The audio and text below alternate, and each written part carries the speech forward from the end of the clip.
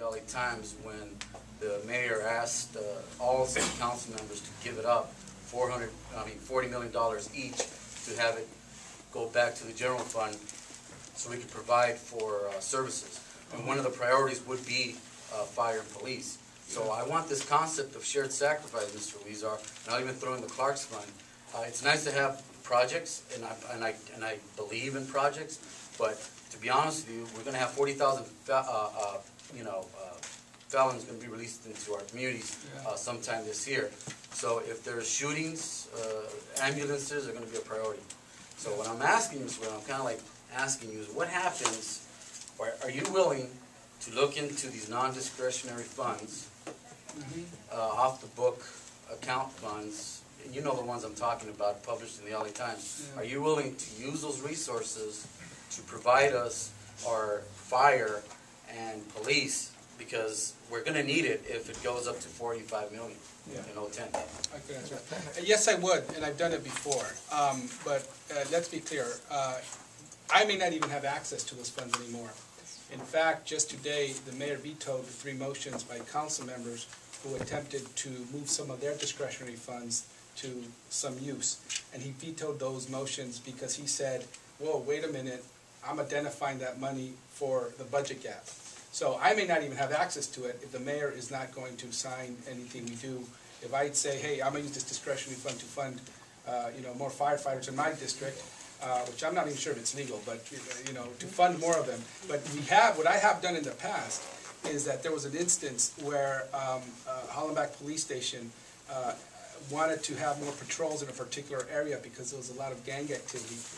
And they said they didn't have the resources, and out of my discretionary funds, I did provide for more overtime to have additional patrols. So I've done it in the past, and I think that's something that I would be willing to entertain, but I'm leaving it with a caveat that even if I want to, and we want to, it might not be possible because those funds may be taken away from us. Well, why is the mayor's budget as big as the fire department's budget? Ask the mayor. Well, no, I'm asking you because obviously it's a shared sacrifice. Yeah. So, you know what, here's the thing, he's got 100 deputies, I would rather have them cut down to 20 or 30, whatever, and have those resources in the mayor's office, because there's no reason to have his budget as big as the fire department's budget. And I predict... Could you give us, how do you see why would the mayor and the fire department, why would the mayor have a bigger budget than the fire department? What's he doing?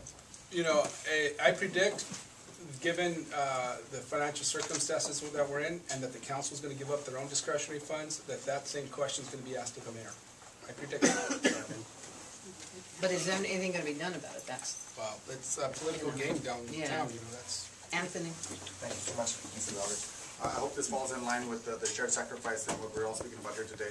And thank you, Councilmember, for your diligence on the Budget and Finance Committee. But my mindset when I think about things is, I brought it up a couple times, is I try to think about it in 2 aspects. One is logical and one is practical. And the shared aspect means we all must take a cut.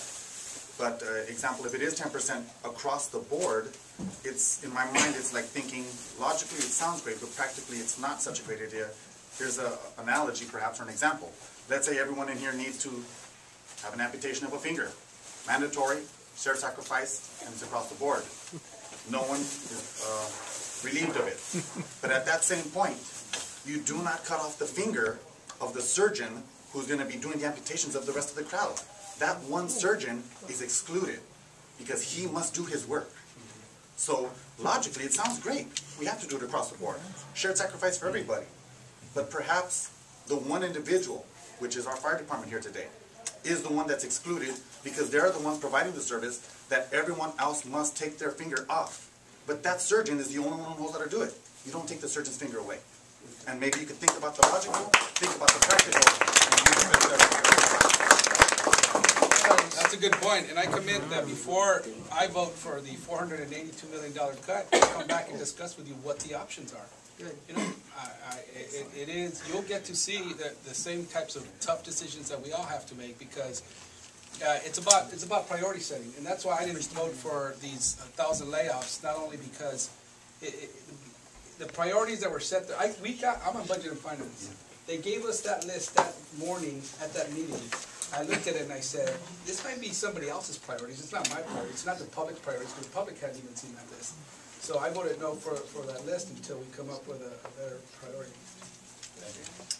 Carlos?